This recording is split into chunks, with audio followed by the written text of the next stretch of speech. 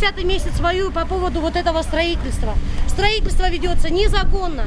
У нас начались судебные разбирательства. В ходе судебных была представлена госэкспертиза, в которую не управляющее муниципальное унитарное предприятие, а агентство по развитию территории сделало подлог. Чтобы утвердить это здание, они подложили другую экспертизу, согласно которой наш дом уже снесен. И они начали строить, а дом стал разваливаться.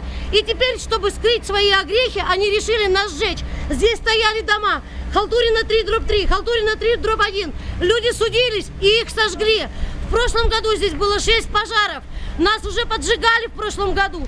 И сегодня, в честь 9 мая, они поступают с нами как фашисты. Игнатенко, Ткаченко, Олейников. Они настоящие бандеровцы.